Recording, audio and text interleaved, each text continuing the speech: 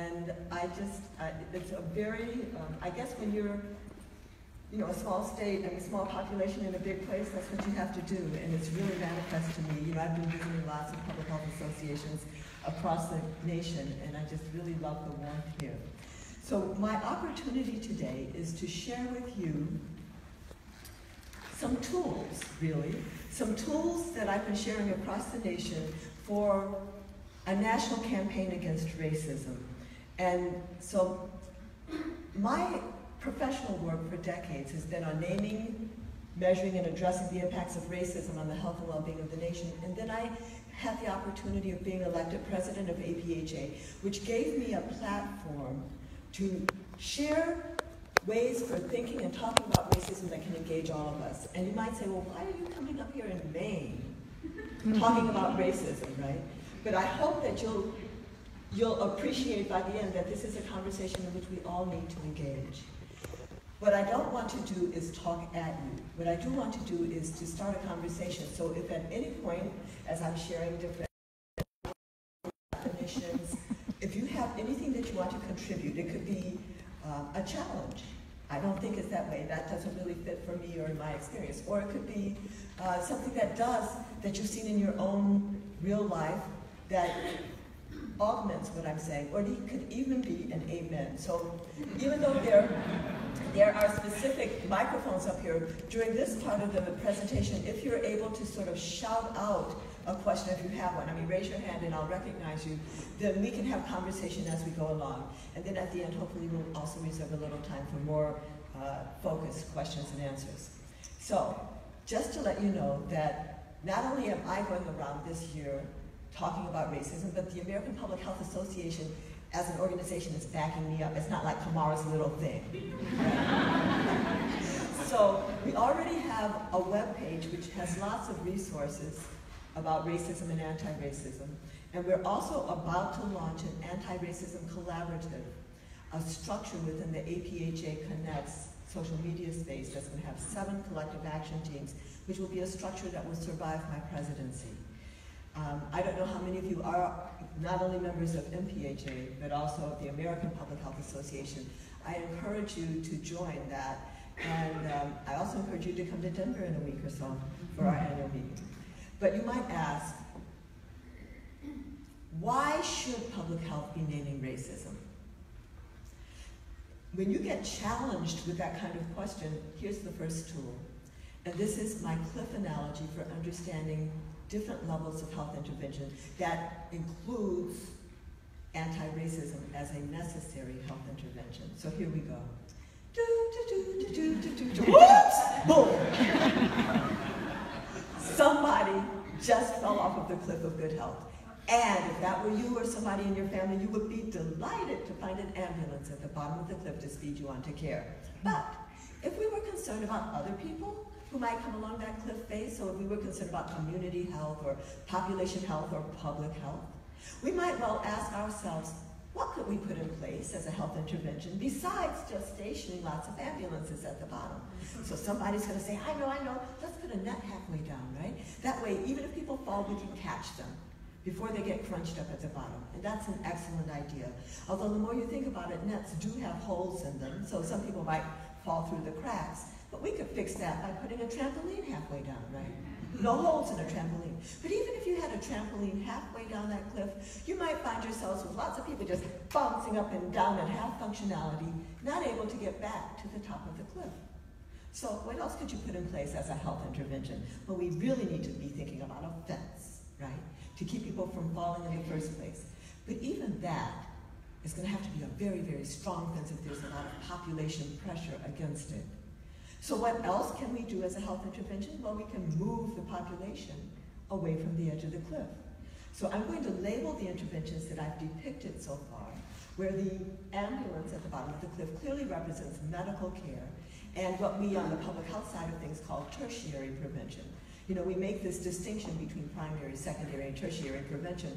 Tertiary prevention is preventing complications from disease that's already manifest. So preventing amputations from diabetes or the like, or even preventing death from an opioid overdose. Okay. The net or trampoline halfway down, these are safety net programs which are often in social services, as well as secondary prevention, which is about early detection, screening programs. The fence represents primary prevention, keeping things from happening in the first place. So that could be immunizations, or it could be health education, or even policy interventions. And moving the population away from the edge of the cliff is about addressing the social determinants of health, which I know we're all in, medicine and public health. All of us are talking about the social determinants of health. Now, I define them as the determinants of health and illness that are outside of the individual. So they're beyond our individual genes, and they're beyond our individual behaviors. They're even beyond our access to medical care. They are the context in which our behaviors arise and either convey risk or protection. And these contexts are outside of the healthcare system. So, they include individual contexts like individual income or education. And so poverty or wealth, those are huge social determinants of health. But they also include neighborhood context. So can you get fresh fruits and vegetables in your neighborhood? Or do you live in what some people in some parts of the country call food deserts, or alternatively fast food swamps? Can you walk 30 minutes a day, 5 or more days a week? Well, here in Maine, I don't know if that's a big problem. In some parts, there's not even a sidewalk or streetlights. Or there might be police officers in an antagonistic relationship with the community, making it a little bit risky. Is there a job in your neighborhood? And even if there's not a job, is there transportation to a job? When you talk about rural areas, is there transportation to anything, right? Are there, how's the housing, how is the schools, all of that. So if we were thinking about an outcome like infant mortality, for example, the ambulance might be our neonatal intensive care units. The fence, the net or trampoline might be prenatal care, so, early screening pregnant women basically for adverse things happening. The fence might be women, infants, and children programs for excellent maternal nutrition. And moving the population away from the edge of the cliff might be about a living wage, so that families weren't living in poverty, or excellent educational opportunities, so that young girls didn't have babies so soon. So this is a nice diagram. We could have lots of community conversations about how should we be spending our health resources. And we need some of all of it. We recognize we need some of all of it. But it's a matter of emphasis. We could go to the State House, maybe, or Congress. But as this diagram is, as useful as you already see it could be, it has a huge fatal flaw. And that fatal flaw is that it doesn't yet equip us for talking about how health disparities arise. So, I want you to keep the cliff in the back of your mind. We're going to shift gears for just a moment to talk about how health disparities arise, and then we'll come back to the cliff. So how do health disparities arise? Well, there are many axes of inequity operating, especially when we talk about racial ethnic health disparities. We unfortunately have lots of evidence about differences in the quality of care received within the healthcare system, even if everybody's in the same system. So everybody, in a VA hospital, or everybody covered by Medicare or Medicaid. The Institute of Medicine in 2002 released its unequal treatment report, which pulled together hundreds of studies, documenting that even if you looked within a given hospital system or whatever, there might be differences in how vigorously your chest pain might be investigated or treated, depending on your race. Or there might be differences in how much pain medication you would get if you walked into an emergency department with a long bone fracture, depending on your ethnicity. But that Institute of Medicine panel said, we know that's not the fullness of how health disparities arise, because, hey, some people can't even access health care in the first place. So that's the second level at which health disparities arise. But then all of us in this room recognize, I think, that health is not created within the health sector. So a third huge level at which health disparities arise are the differences in the conditions of our lives, in our life opportunities, exposures, and stresses, which are making some individuals and communities sicker than others in the first place. And if you were to draw these three levels of how health disparities arise, in some kind of diagram, maybe you draw it as a pyramid. Or better yet, you could think about it as an iceberg, where the huge hidden base are the differences in the conditions of our lives. And then very often, the same people who've been made sicker are sometimes frustrated because of limited access to the healthcare system. And then even the lucky ones who get into the system are sometimes further injured because of differences in quality of care. So now we're going to go back to the cliff, thinking about these three levels at which health disparities arise. But now we're going to realize we're really not dealing with a flat, two-dimensional cliff, but actually we're dealing with a three-dimensional cliff. And at some parts of the cliff, there might be an ambulance there, but maybe that ambulance has a flat tire, so it's slow or goes off in the wrong direction. Or maybe there's no ambulance there at all, and maybe there's no net, nor fence. And usually, at those parts of the cliff, the population is being pushed closer to the edge. So now that we recognize that we're dealing with a three-dimensional cliff, there's a whole new set. Well, first of all, let me label the things by how health disparities arise, where the differences in quality of care. That's when the ambulance is there, but it's slower, goes off in the wrong direction. Differences in access to care, no ambulance, no net, no fence, and differences in underlying exposures and opportunities. That's represented by the closer proximity of that greeny population to the edge. But now that we do recognize that it's not a flat two-dimensional cliff, that we're dealing with a three-dimensional cliff, there's a whole new set of questions that arise. The first of which is, how did the cliff become three-dimensional in the first place? And that's usually because of historical injustices that are perpetuated by present-day contemporary structural factors. But given that the cliff is three-dimensional, we also need to ask, why are there differences in how resources are distributed along that cliff face? And why are there differences in who's found at different parts of the cliff? Why are the oranges back here in the way, the greenies being pushed closer to the edge? And when you start asking and addressing these questions, you're now doing something that differs from addressing the social determinants of health, which included, addressing poverty and adverse neighborhood conditions and the like, moving the population away from the edge of the cliff. When you start addressing the distribution of resources and populations, you are addressing the social determinants of equity or inequity. These are systems of power that can distribute resources and populations, and they include racism, sexism, heterosexism, economic systems like capitalism, and the like. And actually, on this clip, I have distilled 3 different dimensions of health intervention. So if you go back to your junior high or high school geometry, 1 dimension is a line, 2 dimensions is a flat plane, 3 dimensions is space. Well, along the line at the edge of the cliff is where we can display all of our curative and preventive health services right there. In fact, along the line is where we have most of our conversations in this country, because even if we say health as public health people, many people will complete that thought for us and go immediately to health care or health services. We've all had that experience in this room. In fact, the Affordable Care Act is right there. Now, I'm from Georgia, so Georgia, like Maine, is one of the 19 states that has not even fully implemented the Affordable Care Act. We haven't expanded Medicaid. But even if we did, that conversation will still be here. Even if we moved beyond the Affordable Care Act to try to get universal access to high-quality health care, that conversation will still be there at the edge of the cliff. And we need universal access to high-quality health care, not because that, in and of itself, is going to result in large and sustained improvements in health outcomes. We've already seen that people can be pushed up against the edge. But the reason that we need universal access to high-quality health care is because that is how a civilized society values all of its people equally. But as wonderful as the health system is, we can overwhelm any system if everybody's pushed against the edge. So we must move into that second dimension, which I can display in a flat plane.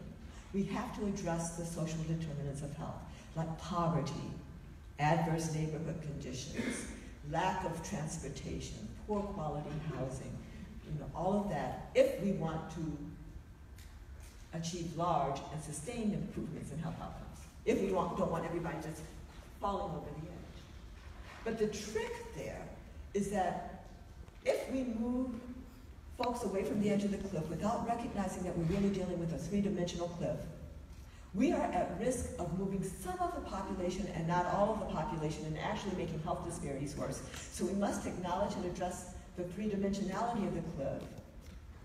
We need to address the social determinants of equity, racism, sexism, heterosexism, capitalism, and the like, if we want to achieve social justice and eliminate health disparities. So I use this framework a lot for different audiences for different reasons. So if I'm speaking to a medical school class or a medical audience, I might say, I recognize that most of us in this room are trying to be the best ambulance driver we can be, right? and often don't have time to look up to even wonder if there's a net or a fence or what's happening at the edge, right? We need people in all of these things, but whatever your day job is, and here as a public health audience, we are arrayed all throughout this, right? And we need people at all stages, but wherever you are working in your day job, I think that we also as citizens need to be stepping outside of our day job. And I actually would encourage us as citizens to deal with the equity pieces first and then start moving down. Even if your day job is here and you're sort of moving up, as citizens, we need to deal with equity and equity stuff first. And then we can start focusing more on the social determinants. Are there any comments or questions about this before I shift? Oh, because the other thing I sometimes say when I use this is, I've said the word racism 2 or 3 times. Nobody fell out of their chair. So that's fine, right? So this is my way of sort of easing into a conversation. But I would love for, I think I want to sit and wait for at least one question to see, what you're thinking about this clip and its relevance, or if you have anything to add. Yes. I'm interested in your comments about how big this is. I mean, when I think about looking up the cliff or even pushing people back away, I mean, these are just gigantic, complex problems. Yes. How do we start to tackle them, piece by piece outside of our day job? So in a coordinated fashion, so actually when I think about a national campaign against racism, which is also a national campaign against many systems of structured inequity, there are 3 things. The first is to name the problem. The second is to ask, how is racism operating here? That's when you start looking at structures, policies, practices, norms, and values. You're trying to find leverage points where structures are the who, what, when, and where of decision making. Who's at the table, who's not, what's on the agenda, what's not. Policies are the written how of decision making. Practices and norms are the unwritten how of decision making, and values are the what. So the first thing is to name the problem.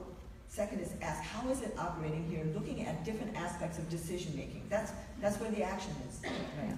And then finally is to organize and strategize to act. So sometimes we feel like, oh my God, this is a huge problem. I can't do this by myself. Let me start a walking group, right? And starting a walking group is a good idea, but we don't have to do things by ourselves. And so we have such a narrow focus on the individual that we're only thinking about our individual efficacy. And we're not recognizing the importance of collectives and groups. And we have such a narrow focus on the individual that sometimes we don't see systems and structures or understand that they are modifiable. We think things have always been this way. They were this way when I was born. They're always going to be this way. We don't understand that all of these isms are systems that have identifiable and addressable mechanisms, so that it's about strategizing and then organizing. Don't just take one thing, because if you just try to address one thing, like how people get on the city council or who's running for governor or whatever, you just take that one thing, the whole system will just reconfigure itself and do something else. So it's about collective action, which sometimes we aren't even raised as children to think about that. In fact, I hope I'll have time to say this again. There are 3 huge barriers to achieving health equity in our nation, societal barriers. The first is the narrow focus on the individual, right? We talked a little bit about that. That narrow focus on the individual, by the way, is why we as public health people have such a hard time. That's why all of the investment is in ambulances, because we don't even recognize health as a collective thing, like the health of communities. The health of the state. We think about disease. People fall off the cliff. Oh, we found them, individual after individual, right? The narrow focus on the individual means that we don't even understand that there are systems and structures that are pushing people or pulling them away from the cliff. So we might ask ourselves, if we're thinking about individuals, why are all those greenies running to the edge, right? So that's the first of the 3, narrow focus on the individual. The second is that we are ahistorical as a nation. We look at the current distribution of advantage and disadvantage and think it's just happenstance. We don't understand what has structured the 3-dimensionality of the cliff, and that there are structures that are holding people in different places or pushing them there. And the third is what I call endorsement of the myth of meritocracy. It's the story that goes like this. if you work hard in this country, you will make it. Now, I have to say that most people who have made it in this country have worked hard. Not everybody who's made it has worked hard, but most people who have made it have worked hard. But there are many, many, many, many other people who are working just as hard or harder who will never make it because of an uneven playing field. And there are many systems of structured inequity that are structuring and maintaining that uneven playing field. I devote my life's work to race and racism because racism is foundational in our nation's history, and yet many people in this country are in denial of its continued existence or profound impacts on the health and well-being of the nation. But I recognize, as I'll say in a minute, that there are many systems of structured inequity that are operating. I think that one of the ones that's really topmost here in Maine is like an urban-rural divide and kind of investment in resources and valuation of people differentially on that. So we'll talk about all of that in a moment. But thank you for that question. Any other questions or comments before I? Okay. So now we're going to shift to a more. So that was the first tool. That first tool basically was to say, why are you coming into the office today after you went to a public health meeting talking about racism? What does that have? You know, why you're a public health worker? So the first tool is to contextualize addressing racism as a legitimate and necessary health intervention. The second tool is a definition of racism that's going to help us say the word without people running away, cringing, or whatever, okay? So when I talk about racism, I'm clear that I'm talking about a system. I'm not talking about an individual character flaw or a personal moral failing or even a psychiatric illness, as some people have suggested, but I'm talking about a system of power. And it's a system of doing what? It's a system of both structuring opportunity and of assigning value. And on what basis is the opportunity structured, and on what basis is the value assigned? Is based on the social interpretation of how we look, which is what we call race. Now, if you grew up in this country, you wonder why I have race in quotes and why I'm talking about it as the social interpretation of how we look, because you grow up in this country, you think, oh, I can know somebody's race, all I have to do is look at them. But race is not something that we are born with. Race is something that is assigned to us. And if you are not from this country, you know that when you came here, you had to learn how to make the appropriate classifications. And in fact, if you've traveled outside of this country, no matter what you look like, you may have gone to some place where your race is something different from what you think it is here, no matter what you look like. So here in Maine, you look at me, I'm clearly black. I've had the experience that in some parts of Brazil, you look at me and I'm just as clearly white. I've been in South Africa where you look at me and I'm clearly colored. Same physical appearance, but the social interpretation of my appearance in those three settings would assign me to three different racial groups.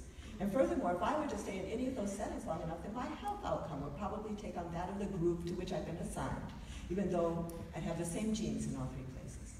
So that's what I mean when I'm talking about race as the social classification of how one looks, and racism as the system of operating on that race, structuring opportunity and assigning value.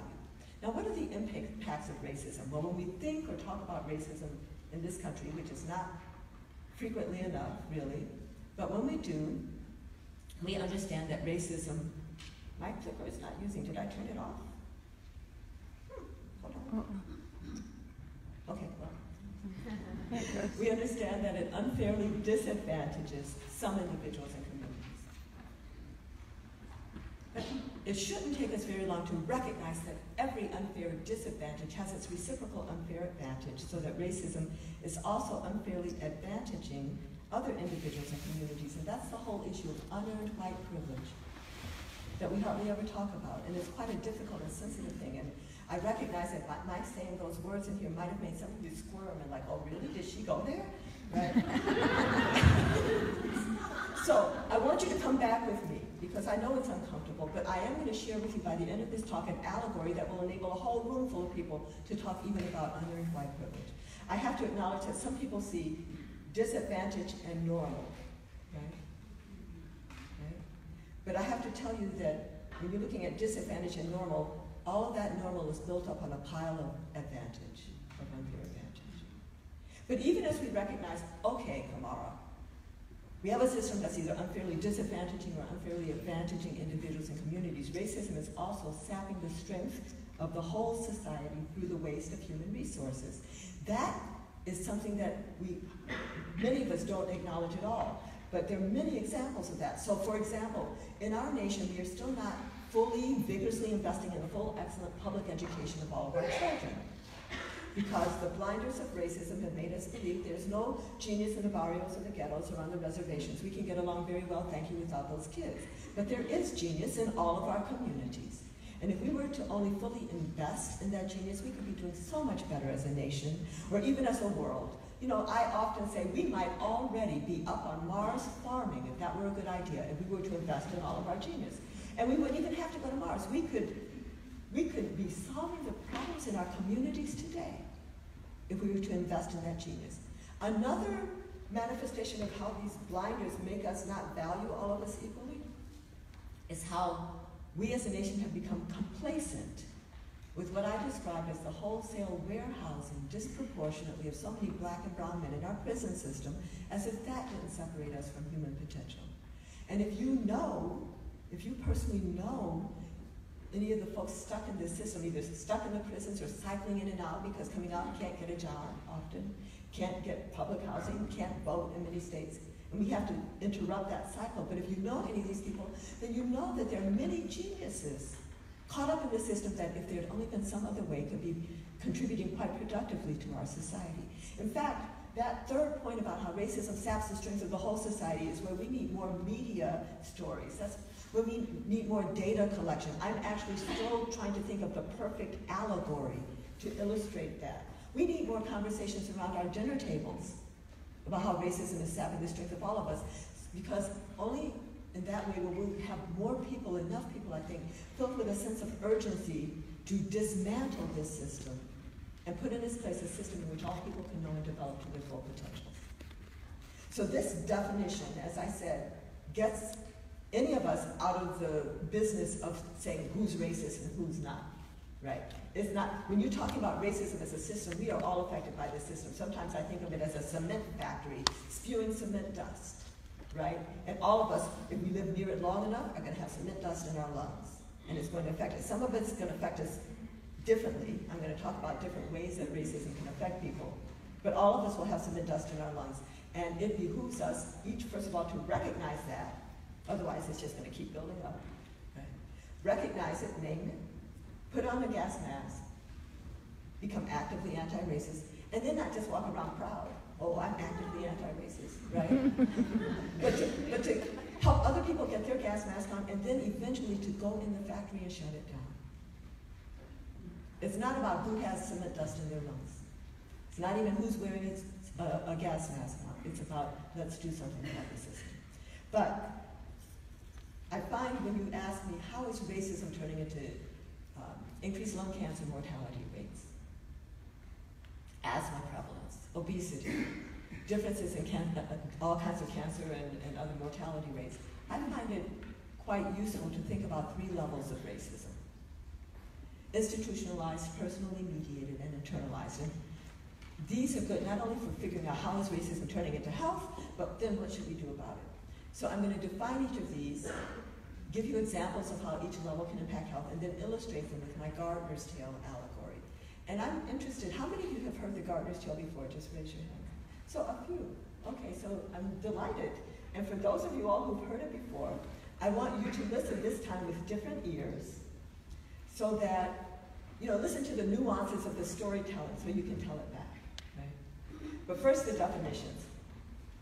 Institutionalized racism is the system, if you will, so the constellation of structures, policies, practices, norms, and values, that system that results in differential access to the goods, services, and opportunities of society by race.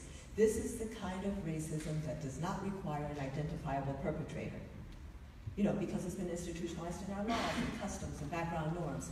In fact, this is the racism that often shows up as inherited disadvantage, or its reciprocal inherited advantage. We see it in terms of material conditions, and we see it in terms of access to power. So it includes differential access to quality housing by race, or differential educational opportunities, or employment opportunities, or even the same level of income at the same level of employment. These things clearly impact health. Differential access to medical facilities, including linguistic access. Differential access to a clean environment, And I don't know if you realize this, but there's a very well-documented disproportionate placement of toxic dump sites in communities of color, or bus transfer stations, or even the experience of whole communities in Michigan. I just last week was in Flint, Michigan, and the experience of the poisoning of the public water supply there, which, you know, oh my God.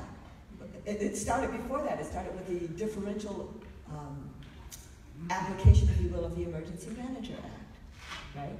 Because they voted in this Emergency Manager Act, but they only put emergency managers in 5 cities in Michigan, those with majority black populations. But there were 6 other cities with the same amount of financial stress that did not have emergency managers put in place. So it's a whole long thing. So anyway, I digress. But I've just spent a whole week there. In terms of power, institutionalized racism can be power as information. So that could be health information or even information about our own histories. Power as resources, not just capital resources, but even social networking resources. And power as voice in government, media, and the like. Now, sometimes I'm talking and somebody right about now raises their hand and says, Dr. Jones, would you look at that top bullet you have there, that top point you have there? I'm trying not to use the word bullet because that's like a real, you know, violence, right? Okay. So the top point there about housing, education, employment, income, Dr. Jones, isn't that what we call social class? So why do you have that on the slide about racism? Are you talking about racism or are you really, really talking about social class? That is a very important question. I see some of you nodding like, okay, what are you going to say about that?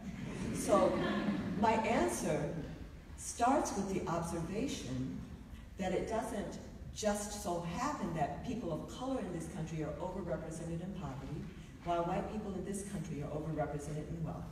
That's not just a happenstance. So for each marginalized or stigmatized or oppressed group of color, there's been some initial historical injustice. So for American Indians, it started with the taking of the land and the near genocide.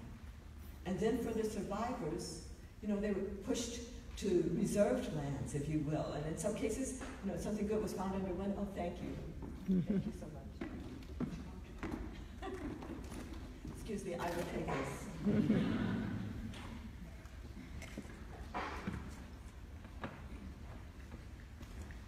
I'm so proud. I ran this morning, but I think I didn't hydrate enough after running. But anyway, so I was talking about, you know, for American Indians, the initial historical injustice was the taking of the land, the near genocide, moving folks to reservations, and then in some cases, something good was found under one reservation. Oops, you got to pick the people up and move them somewhere else. Right? There, you know, for people who are now in New Mexico, I mean, for generations they were in Mexico. They didn't cross the border crossed them, but still they and their children are being harassed. You know, you have, and even farm workers who would come here, you know, all of our fruits and vegetables, you know, harvested by them, but then we treat them so poorly, and then there's this whole thing about aliens and, you know, all of that. So I don't want to go into a political argument here, but so that's one of the historical injustices. But you had the importation of Chinese laborers before to build our railroads. They were unable by law to bring their families and unable by law to marry. You had the internment of Japanese folks during World War II. You had the kidnapping of West African people and our importation across the Atlantic with tremendous loss of life in the Middle Passage. And then for their survivors and their progeny, what I describe as the coerced usury of our unpaid labor to build this country for centuries. But then some people say, oh, Dr. Jones, there you go talking about slavery. And Dr. Jones, we recognize that slavery was an unfortunate chapter in our nation's history. But Dr. Jones, the enslaved people were emancipated by 1865, and we were in 2016, so that was 151 years ago. So Dr. Jones, all else being equal, don't you think the impacts of slavery would have washed out by now? But the key phrase, of course, is all else being equal.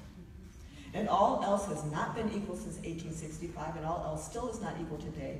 And there are what I describe as present-day contemporary structural factors that are perpetuating each of these initial historical injustices. And these contemporary structural factors are part and parcel of institutionalized racism. So when people ask me, are you talking about racism? Or are you talking about social class? I say that institutionalized racism explains why we even see an association between social class and race in this country. That's a very important aha. I am clear that we need to eliminate poverty across this land, in all groups. I would go further. eliminate income inequality. I flattened the whole thing out. In fact, I would like to have your magic wand. You know, done, right? If I had that power, I would do it. But the big but is, if I eliminated poverty today without addressing the mechanisms of institutionalized racism, the structures, policies, practices, norms, and values that were put in place to deliberately shunt different populations to different possibilities. If I eliminated poverty, if I eliminated income inequality without addressing institutionalized racism, then in one generation, in 20 years, we would start to see a stratification by race again in terms of income. It's an important realization. This is not an either-or argument. Even as you're vigorously anti-poverty, you must also address institutionalized racism, or you will never solve the thing. Before I make institutionalized racism, I also want to say that it can be through acts of doing, acts of commission, as well as acts of not doing, acts of omission. And very often, institutionalized racism shows up as inaction in the face of need. The second level of racism, that I call personally mediated racism, I define as differential assumptions about the abilities, motives, and intents of others by race, and then differential actions based on those assumptions. So this is what most people think of when they hear the word racism. Somebody did something to somebody. It includes a different idea, the prejudice, and the different action, the discrimination. Some people call this interpersonal racism. I call it personally mediated racism, although that's a bit of a tongue twister because I am still understanding racism as a system. This is the system mediated through people. How could it impact your health? Well, many, many ways. Police brutality. I used to say, imagine you were pulled over for driving while black or driving while Latino, and then interpreted as resisting arrest and hit upside the head. Now we could list a litany of names. I can't even keep track. You know, Amadou Diallo in 1991 was the first one that jumped to my thing. He was shot 41 times in the vestibule of his apartment building as he was trying to give his wallet to a police officer, right? But then we have Mike Brown in Ferguson, we have Eric Garner, we have Walter Scott, Sam Dubois, Sandra Bland, little baby Tamir Rice. I mean, we could even think like, I haven't even gotten to Alton Sterling, you know, Keith Lamont Scott, Keith Crutcher, no, Terrence Crutcher. I mean, I go to these places. I've been all over. I was in Tulsa, Oklahoma a week after Terrence Crutcher was killed. On and on and on. And even Trayvon Martin, it wasn't even a police officer. It was a self-appointed neighborhood watchman who thought that that boy did not look like he belonged in that neighborhood and hunted him down and killed him. This has impact not only on the people whose lives are lost, and talk about sapping the strength of the whole society. We don't know what potential was lost there. And not only on their families who are grieving, but it has impact on whole communities who are just bracing ourselves for the next occurrence because by and large there has not been accountability for these deaths. Physician disrespect, which can be quite subtle, like a physician not giving a patient the full range of treatment options because the physician figures, oh, that patient wouldn't understand or couldn't afford or wouldn't comply or whatever it is that they assume. Or it can be quite blatant, like sterilization abuse, which has had many iterations in our nation's history. Shopkeeper vigilance, being followed around in stores. Or waiter indifference, not getting quick, respectful treatment. And these are just two examples of what some people call everyday racism, the kind of the microaggressions, the subtle communication of disrespect, which might even be related to elevated blood pressures in communities of color, blood pressures that don't even go down at night. And then teacher devaluation, that's a very important manifestation of personally mediated racism because if a teacher looks at a young child and thinks, that child can't learn, and puts them off in the ADD track, that child will never even know their full potential, much less have the opportunity to develop to their full potential. Now, personally mediated racism is like institutionalized in that it can be through acts of doing, acts of commission, as well as acts of not doing, acts of omission, but even more important is to recognize that personally mediated racism can be unintentional as well as intentional. You do not have to have intended to do something racist to have had a racist impact. The third level of racism, internalized racism, I define here as acceptance by members of the stigmatized races of negative messages about our own abilities and intrinsic worth. Here I'm defining it from the point of view of members of stigmatized races. I have friends who do anti-racism training who said, Camara, what about the internalized sense of entitlement that many white people walk around with? Isn't that also internalized racism? It is. I'm not talking about that today. If you want to ask me a question, we can explore that. But for right now, from the point of view of members of the stigmatized races, How does it adversely impact our health? Self-evaluation, feeling maybe I'm really not as good at it.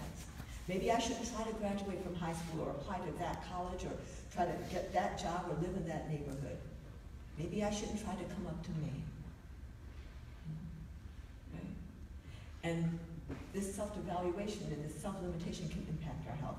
I used to also say that it might contribute to fratricide, black on black or Latino crime. Because if you don't value yourself, you might not value others who look similar to you, and you just as soon often as not. But I was corrected recently, because actually black on black crime rates are the same as white on white crime rates, are the same as Hispanic on Hispanic crime rates. And actually, most people do crime within their groups, especially when you're in a segregated society like we mostly are in this country. The white man's ice is colder syndrome. Now that phraseology came from my parents' generation. And what it meant then for people of color, it still means for some of us today. So say that, I'm black and I need a lawyer, I might actually seek out a white lawyer over a black lawyer. Or if I'm sick and I need a doctor, I might prefer a white doctor over a black doctor. In fact, if my lemonade were warm, I might go way down the street to get the white man's ice over the black man's ice, deeply believing that the white man's ice is colder, deeply internalizing the myth of white superiority. Resignation, helplessness, hopelessness turns into a lot of self-destructive health behaviors, turns into not registering to vote, turns into not voting even if you are registered. And you know what? I don't know who's voting for whom in this room right now, but I have to say this is an all-hands-on-deck election. Right? Let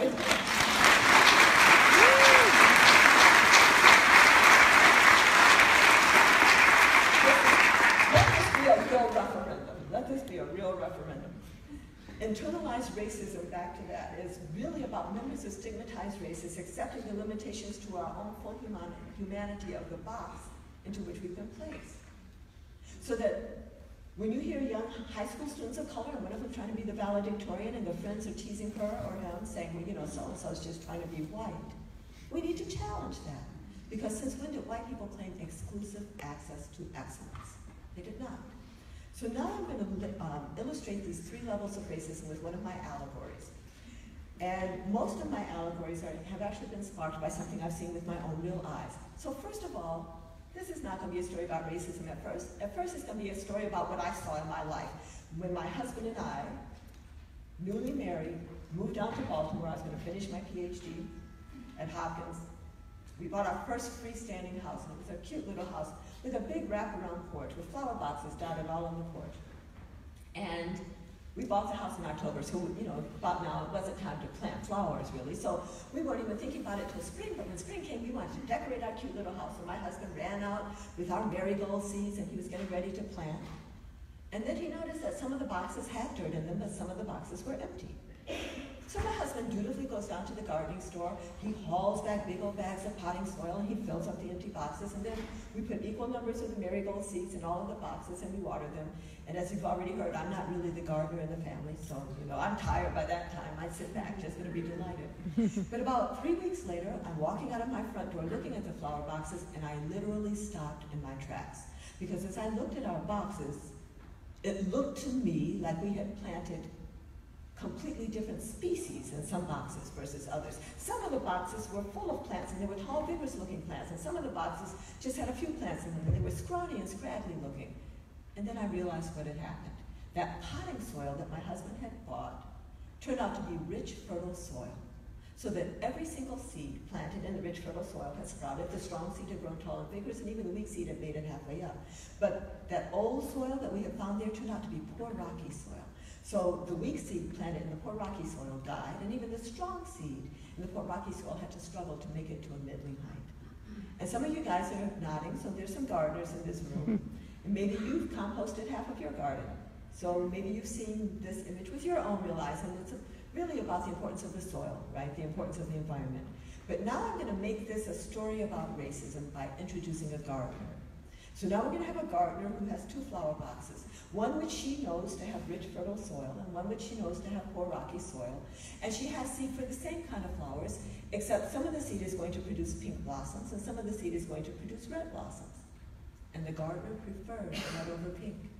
So what does? She takes the red seed, she puts it in the rich, fertile soil, pink seed in the poor, rocky soil, And 3 weeks later in her flower boxes, she sees what I saw in mine. In that rich, fertile soil, all of the red seed has sprouted. The strong red seed is grown tall and vigorous, and even the weak red seed has made it halfway up. In that poor rocky soil, the weak pink seed dies. And even the strong pink seed in that poor rocky soil struggles to make it to a middling height. And then in those 2 flower boxes, those flowers go to seed. And then the next year, same thing happens. And then those flowers go to seed.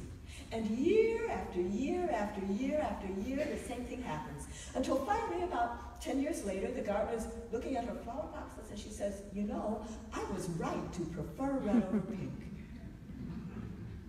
So we're going to interrupt the story there for a moment to say the first part of this story is how institutionalized racism works. You had the initial historical injustice of the separation of the seed into the 2 types of soil, the contemporary structural factors of the flower boxes, keeping the soil separate, and then through inaction in the face of need, perpetuation of the inequity.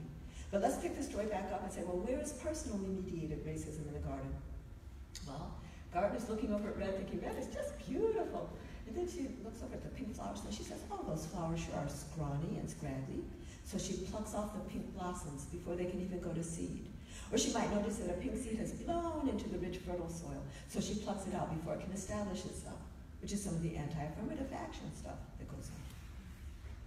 And then where would internalized racism be in the garden? Well, the red flowers are just living their lives, enjoying being red, many of them not understanding or acknowledging that they're benefiting from enriched soil.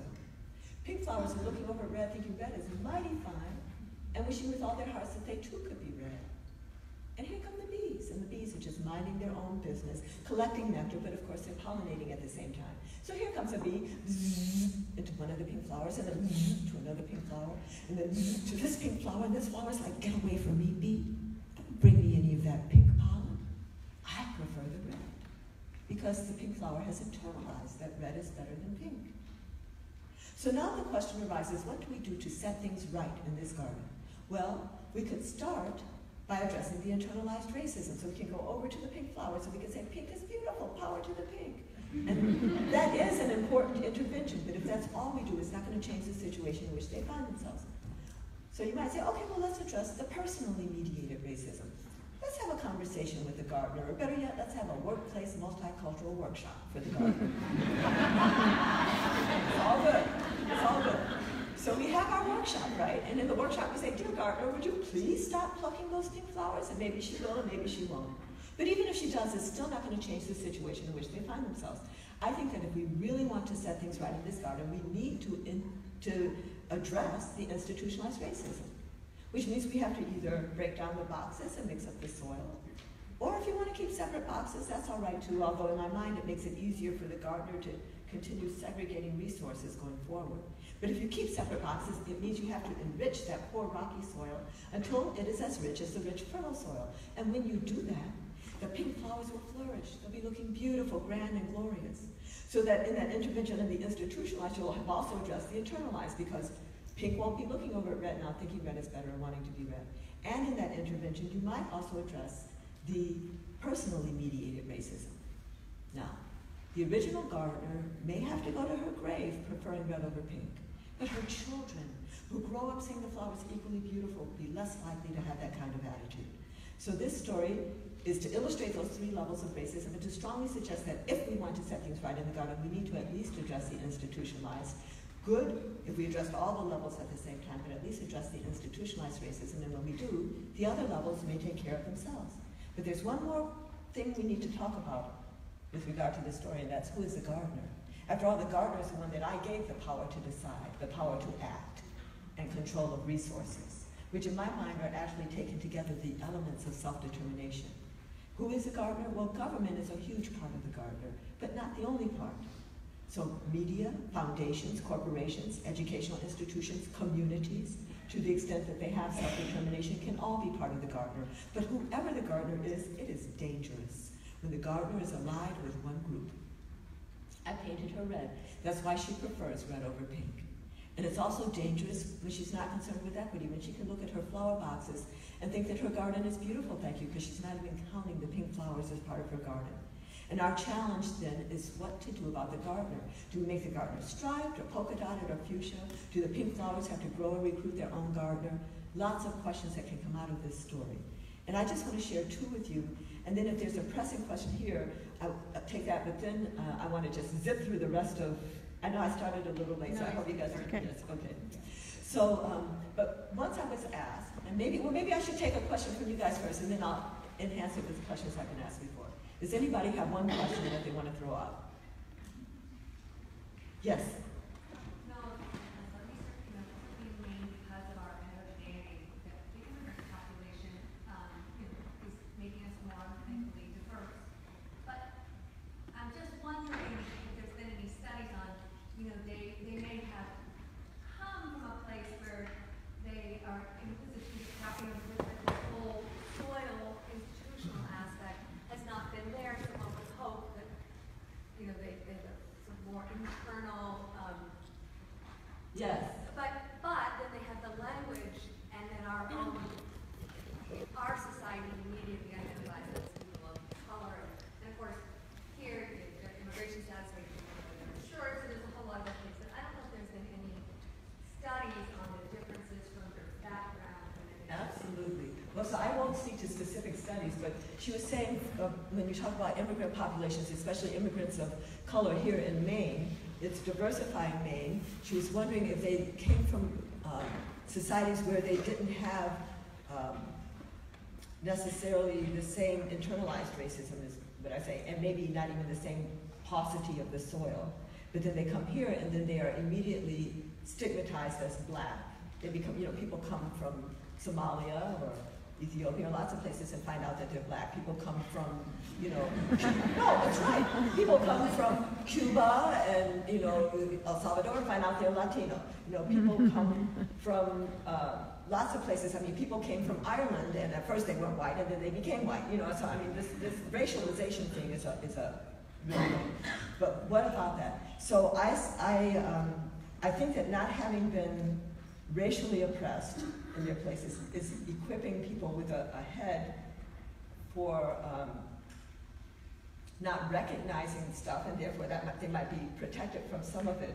But as soon as their children grow up, I mean, people have looked at this, that protection is gone, because the same influences, the same media images about black men being taken off in handcuffs. I had a friend from Nigeria who was a doctoral student with me. She came to me once and she said, my 4-year-old just asked, Mom, when I grow up, are they going to take me away in handcuffs? She says, what should I do? I said, you need to finish your dissertation and get out of here, right? Mm-hmm. But we who are African American based here don't have that option. So sometimes people who are immigrants who are identified as black, when they come here, feel quite a distance from black Americans and even look down on black Americans, like many people are taught to look down on black Americans when they come here, But that's what happened, for example, with Amadou Diallo, whose name I raised before, who is from West Africa. By not understanding the context for black folks in this country, he did not know that when he put his hand in his pocket that they would interpret that as a gun, and they shot him 41 times. So it sort of behooves people to understand the racial dynamics immediately when they come here, even though they're protected to some extent from the internalizing in the entering generation, but the children don't escape that. So here's another question I got. Somebody said, Dr. Jones, excuse me. Oh, you had a question? No. Yes. No, please. Well, it was really more a comment that because of Maine, we've been very white, and we've recently had an increase in people of color through immigration. I think we often discount the presence, the small presence of African Americans and other people of color who have been here a much longer time, and we tend to potentially over-focus on the immigrant population experience. So I just wanted to bring that out as a comment. So did everybody hear that? She was saying it for people who are taping that here in Maine you've been white so long, and now the immigrant population has made people focus there without paying attention to the African American and American Indian populations who've been here a very, very long time, but they tend to be overlooked. Thank you for giving me that context. And all of those, in some way, the racialized experience is similar, between immigrants and African Americans, but the cultural experience is not. I mean, each race has many ethnicities or cultures, right? I mean, white has many ethnicities and cultures, Hispanic, Asian, and black. But often we don't recognize that. And even, I'm really spending up a lot of time that I didn't intend to, but there was, with the Affordable Care Act, there was an effort to re-look at racial categorizations for routine data collection, federal data collection. And what happened was all of these, so Asian was split out and Hispanic, Latin, all that was split out, but white and black remained monolithic, even after all the public comment and all like that. And I was like, oh my God, right? As if those races were saying something monolithic. There are many cultures, you know, you could come from Haiti or Ethiopia or be raised in the rural south or urban north, be very different as black, as with any group. So this thing again, race, this race thing is something that is assigned to people and is quite fluid in different settings. Wish it would be fluid here, wish we could like exactly the way, but no, I just said something that somebody might take and misinterpret.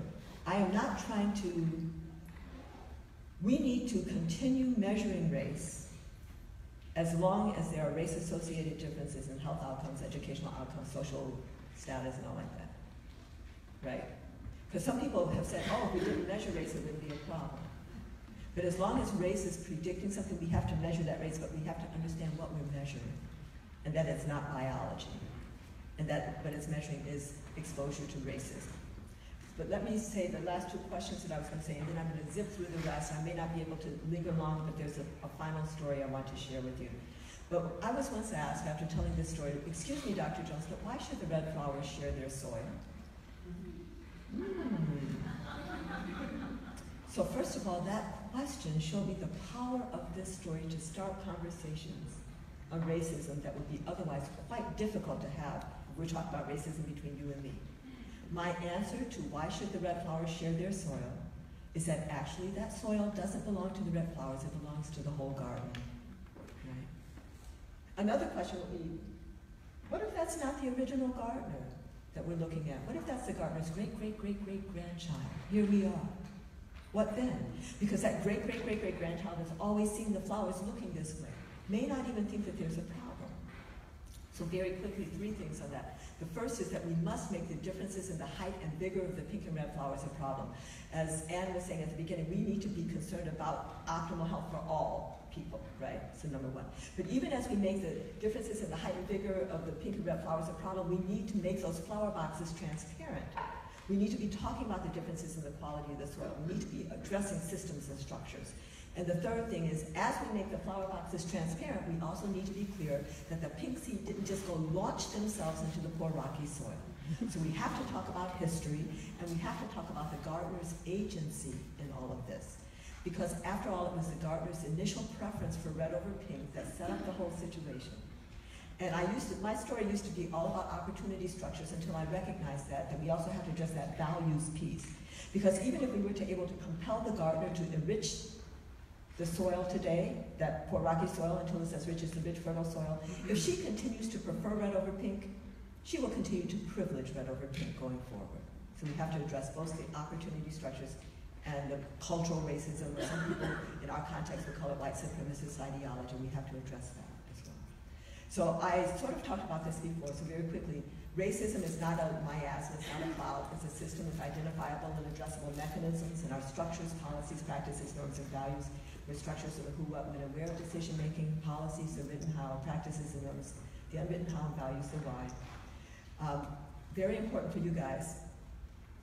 I understand, speaking to you, that definition I gave you of racism can be generalized to be a definition of any system of structured inequity. So, for example, what is sexism? That's a system of structuring opportunity and assigning value based on gender that unfairly disadvantages some, unfairly advantages others, and saps the strength of the whole society. There are many axes of inequity operating in our society today, intersecting in communities and in individuals. Here's a partial list. Here in Maine, geography is a huge one. Ethnicity, maybe language, all of these things are operating, and all of these are operating at least as risk markers for how opportunity is structured and value is assigned, even as some of them are also risk factors in the progression to disease. I recognize that all of this is going on, yet I still devote my career to naming race as the axis of inequity and racism as the system Not because I don't see the rest of it, but because racism is foundational in our nation's history, as I said before, and yet many people are in denial of its continued existence and profound impacts on the health and well-being of the whole nation. So we must at least address racism, even as we're addressing some of these others. And actually, to the extent that we have success addressing racism, some of these others might untangle themselves. So health equity, what is it? Here's a three-part definition. I define health equity as assurance of the conditions for optimal health for all people. Healthy People 2020 defines health equity as attainment of the highest level of health for all people. I agree that that's our goal, but what troubles me is what did we hit that last Sunday? Are we done? In my mind, health equity is not an outcome, it's a process, which is process assurance, which is actually one of the three core functions of public health identified by the Institute of Medicine, along with assessment and policy development. Assurance of what? Of the conditions for optimal health, the social determinants of health, if you will, for whom? For all people. That makes it equity. How do we get there? Achieving health equity requires at least these three things: valuing all individuals and populations equally, recognizing and rectifying historical injustices, and providing resources according to need. And it would be quite a good exercise for you guys to operationalize those here in Maine. And how is health equity related to health disparities? Health disparities will be eliminated when health equity is achieved. Health disparities is counting the different numbers of different colored bodies at the bottom of the cliff, or the differences in the height and vigor of the pink and red flowers. Health equity is all that stuff that came before.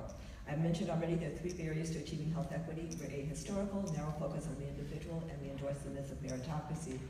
How many of you have heard of this International Convention on the Elimination of All Forms of Racial Discrimination?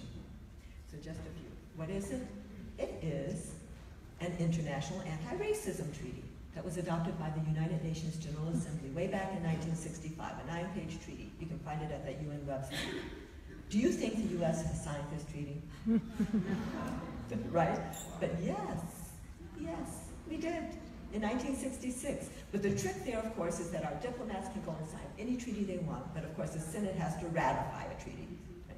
Do you think the U.S. Senate ratified this treaty? See, now nobody wants to say, but yes.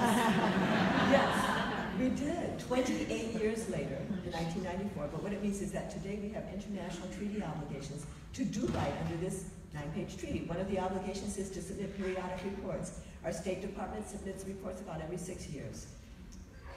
The Maine Public Health Association could submit a parallel report. The committee at the UN considers all of it. So in 2014, they considered our 69-page report plus 82 parallel reports. And then they sent back to our country their concluding observations, which is not a telephone book, it's only 14 pages. We can all read that. And it starts out, "Dear United States, thank you for your report. We remain concerned about racial profiling, residential segregation, the achievement gap in education, differential access to health care, disproportionate incarceration, and on and on and on." And not only do they remain concerned, they also have specific recommendations. So this would be a basis for community action. One of the recommendations, in fact, is that we adopt a national action plan to combat structural racial discrimination. So maybe what we're doing on the American Public Health Association side is kind of like civil society equivalent of that. They also said, "Dear United States, please let your people know about the existence of this treaty." So now every time I talk, I do my part. So I just want to close with this last little story. So this story was sparked by my experience as a medical student. I was studying with some friends late in our apartment, and we got hungry. There was no food in the apartment, so we decided we have to go into town to get something to eat. So we had set off and we find a restaurant, and we walk into the restaurant and we sit down. And the menus are presented and we order our food. Food is served, and here we are eating. Not a remarkable story yet. But as I sat there eating with my friends, I looked across the room and I noticed a sign. And now it got interesting to me because that sign is a profound revelation to me about racism. So now you're trying to remember, where did she go to medical school? Right? And what did the sign say, Camara? Well, the sign said open. So I know that I've lost most of you, so let me recap.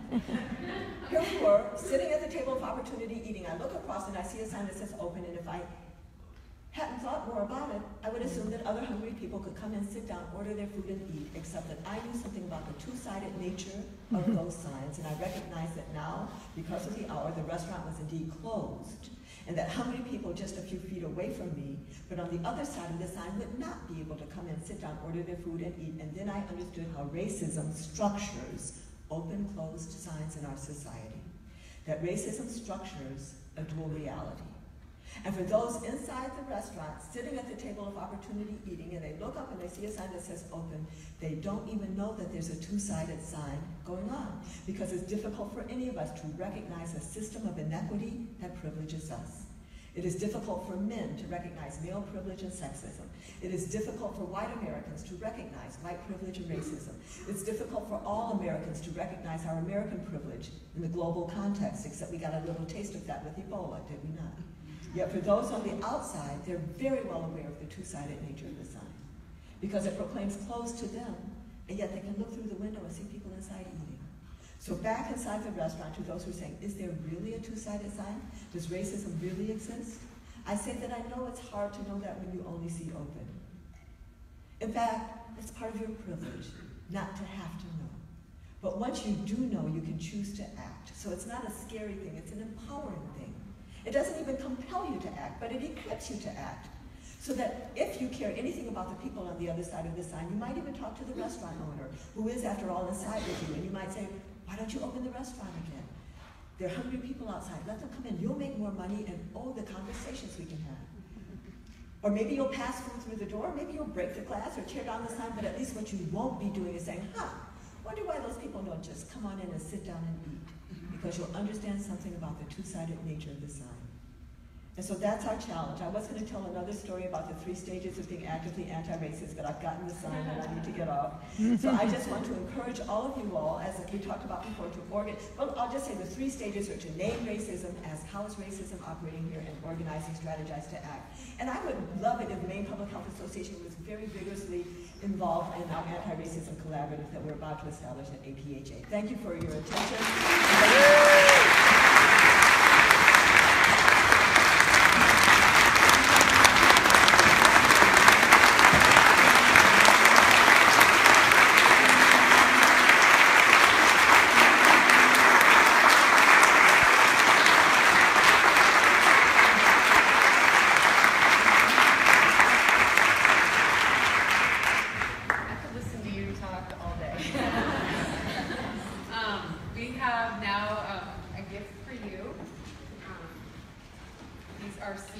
They're made from old sales, and there are some more Maine gifts inside there for you. But thank you so much for your presentation and for your time, for coming all the way to Maine to speak with us today. And that was just a wonderful presentation. Thank you very much. Thank you.